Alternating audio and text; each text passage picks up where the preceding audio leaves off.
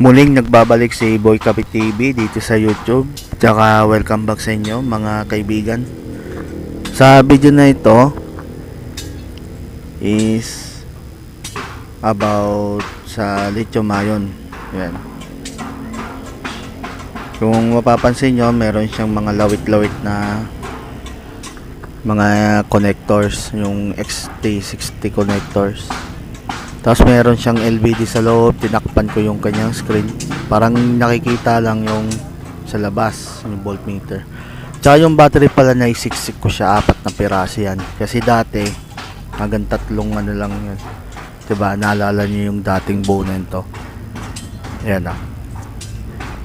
Sisimula ako ng ano nyan, alauna. At ito naman yung load DC pan. Ito naman yung ilo-load ko kasi 18 watts to, malakas yung kanyang consume. Okay, 12.7 pag walang load. Pag may load na siya, bumababa siya 12.3, so malaki yung adjustments.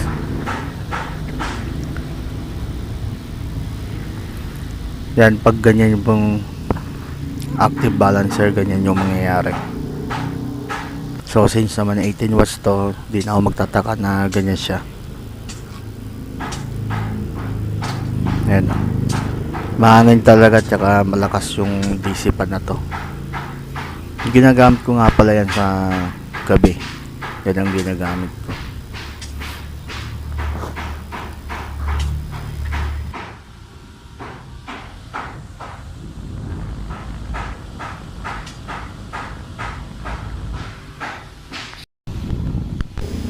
Tapos dito mga kaibigan, hindi lang yung DC pan yung load ko, pati na rin yung vape, pati rin yung cellphone, mga ganon. Yan na siya, yung voltage niya is 12.2, bumaba na siya. Ito yung sinulat ko na lahat para record din naman, kasi para malaman ko yung capacity niya kung ilan. Ayan.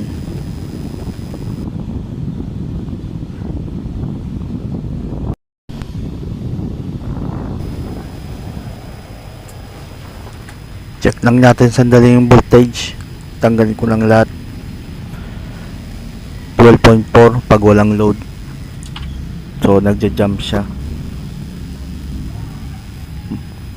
Malakas lang talaga yung kain ng 12 volt motor. Ano kasi siya brushless na DC motor.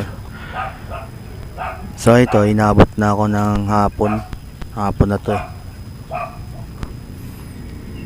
Ayan o, mga lasing ko na ng hapon.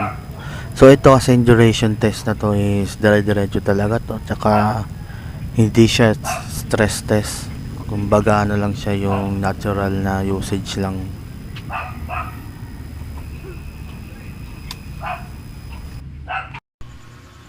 Ang kagandahan kasi nito mga kaibigan, kaya gumawa ako ng DIY na ganito, is pag nag brown out o walang kuryente, magagamit nyo siya talaga. Marami ng mga Pilipino gumagawa ng ganito kasi nga nakakaranas sila ng mga brown out, minsan pa blackout.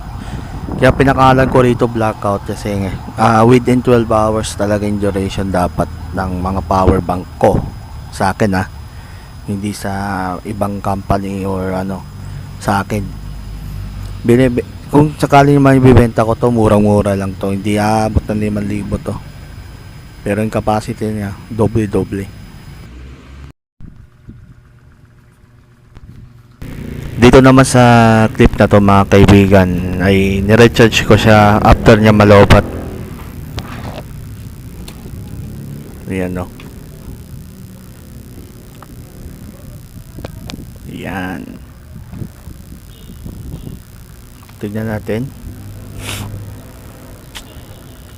Ito ay sinet ko ng 13.2. Ito yung pinaka full charge ng 12.6. Kaya hindi tinatanggap ng BMS kasi over voltage siya. Actually. Pero para sa akin hindi. Ito yung total ng result. Yan o, final result. Ay, resort. Ayan na yung final niya. 13 hours siya. May pahinga kasi siya eh. Around mga 30 minutes siguro. Ayan. Pagmasdan nyo yan mga kaibigan. Yan yung final resort. Yan, 13 hours. At dito gumala muna ako kasi may bibili na akong pyesa. Papakita ko sa inyo kung ano yun. Ayan, no. Daming pyesang mabibili rito sa Novaliches eh. Nandito lang sa 2020. 2020 tawag ko sa tindahan na to kasi mga mura lang eh. Ito pa yung iba, mga screw, yung mga kailangan ko nandito. Ayan. Dami oh.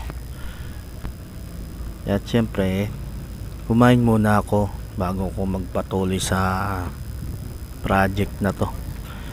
Nakakagutom din to eh. Pati ako na-stress eh. Ayan mga kaibigan, i-discharge ko ulit to.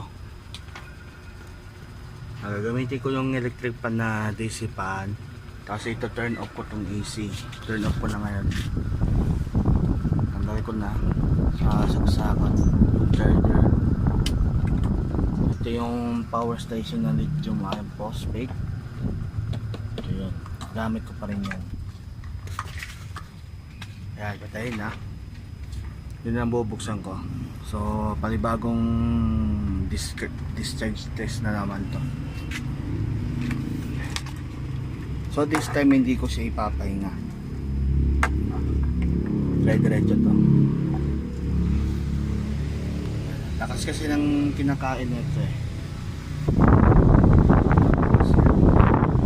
Malayo ako niyan ah. Malayo yan. Ito yung mic. Ito yung mic.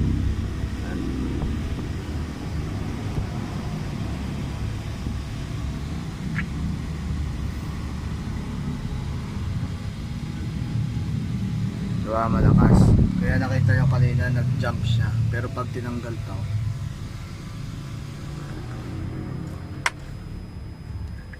ayun, bumabalik naman. Yan.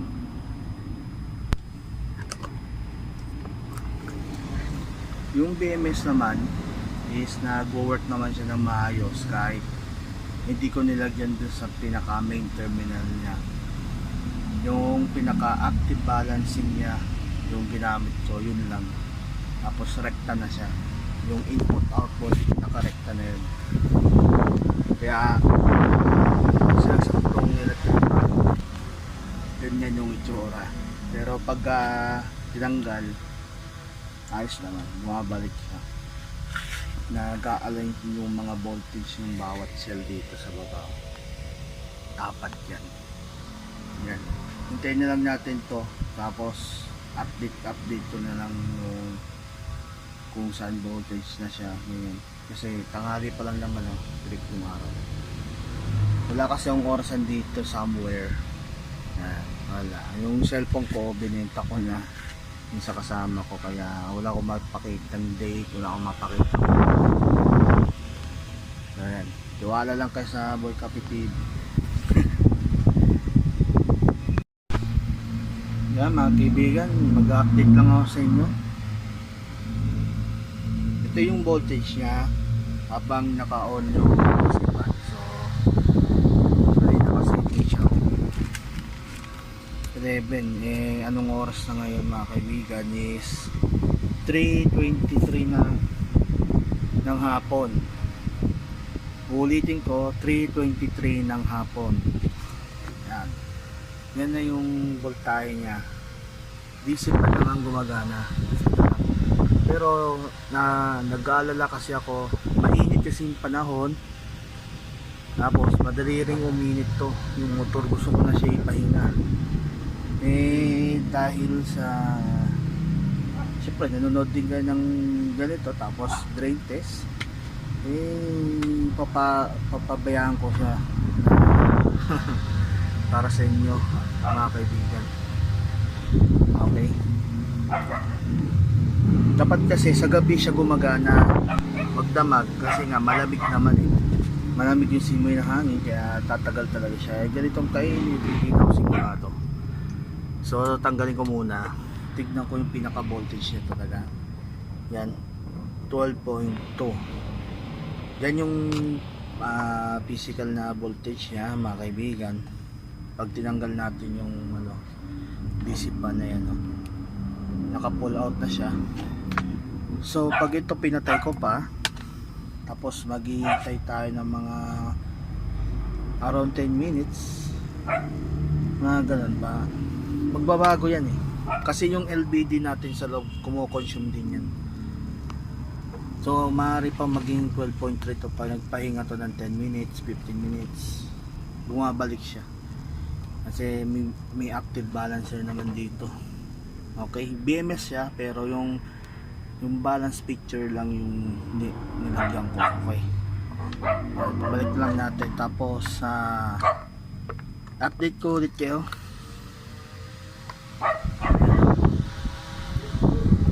Dapat kasi may capacitor to eh, yung para pumapalo eh. Okay, so update ko kayo ulit. Okay, sorry update ko kayo ulit kung hanggang saan yung maabutan niya. So i-record ko yung time dito mamaya pag nag-update na ako. Okay, hintayin nyo lang. Ayan mga kaibigan, hapon na naman. Yan ang hapon na. Nakasana yung aking AC light. 5 watts naman yung lights na yan. So dito mapapansin nyo, nagkamali na naman ako doon. Kasi 11.9 yan. So alas 5 na ngayon. So yung DC pan ko still nagde-drain test pa rin, working pa rin. Kanina pa to eh, diba? Pag nag-update ko na ba to, siguro pangatlo dyan pa rin si DC pan.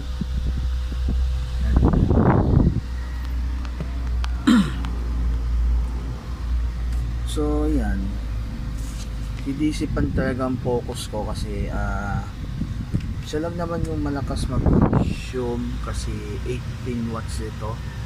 Siyempre naka battery tayo, malakas talaga yun para sa mga battery ganito, lalo na homemade to. Homemade na power station. Siguro kung meron kayong Contex, meron kayong Blue 80, o kung ano man yung mga power station na available dun sa Shopee, Lazada, o kaya sa mga online dyan, pwede naman yun eh. Kaso nga lang mahal ng mga ganon. Tumatagal na sila within 18 hours, mga 20 hours, 24 hours, kaso mga mahal. Ito pwede mo ma-customize.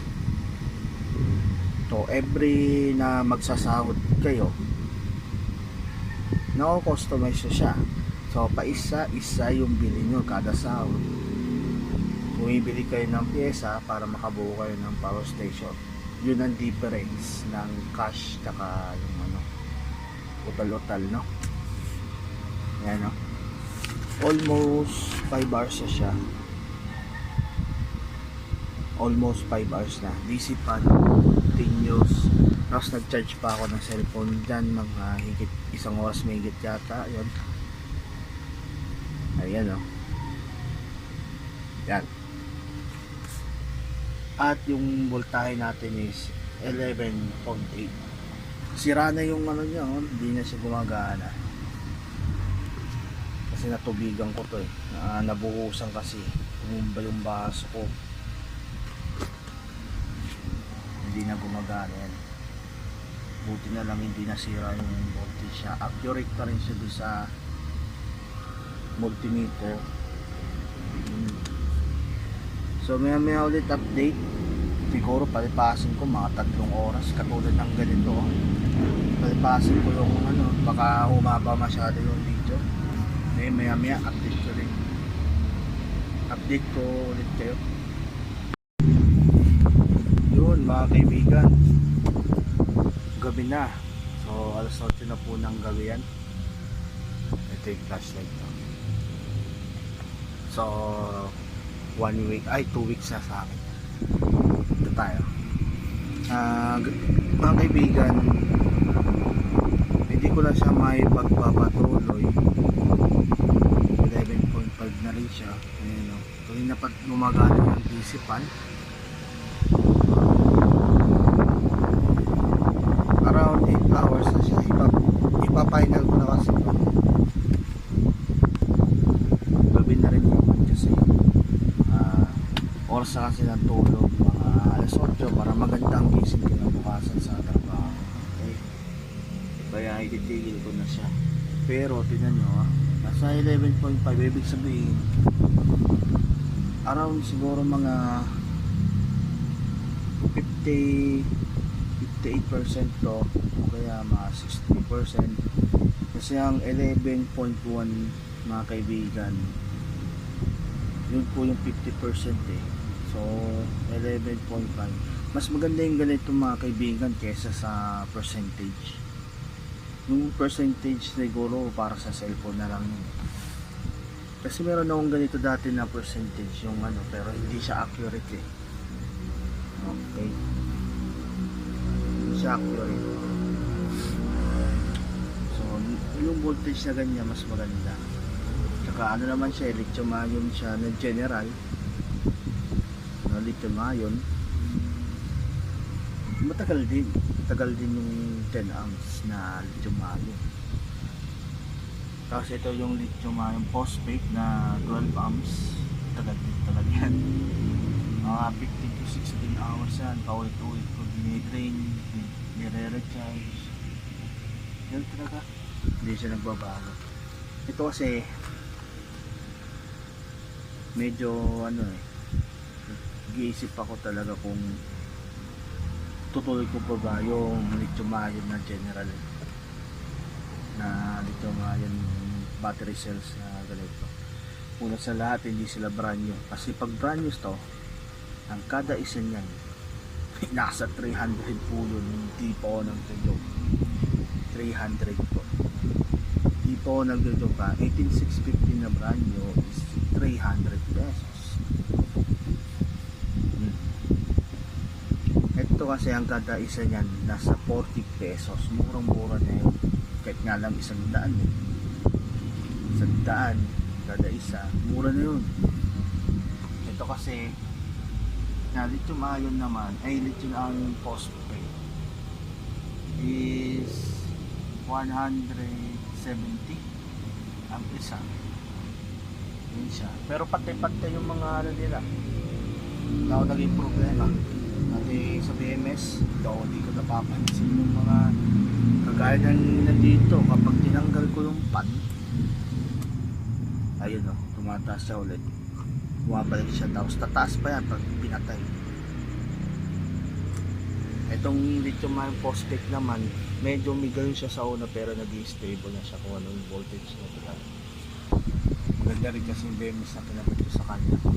Samantalang ito recycle na lahat, maganda rin naman yung recycle din. Ano namang issue dyan kasi pag binunot mo itong mga load na to ito pag nakasaksak yung cellphone babalik siya doon sa dati, mag-i-stay din siya doon. So ayan mga kaibigan, meron tayong 13 hours ngayon, 8 hours 13 hours kasi may pahinga to diba? Ayan yung unang clip, ito yun, yan pinakita ko lahat ayan no load, yan no load available, nagpahinga kasi siya. Ito naman na pangalawa kaya 8 hours tuloy-tuloy yung sinabi ko kanina, gusto ko siyang patay pero hindi ko magawa kasi para po sa inyo yan ginagawa ko nito para sa mga nag-DIY din para madagdagan yung kanilang knowledge tungkol dito. wag po kayong mag-skip sa lithium ion na 18650. Kasi yung ibang vlogger kasi nag-skip na, lumilipat na sila sa lithium ion phosphate.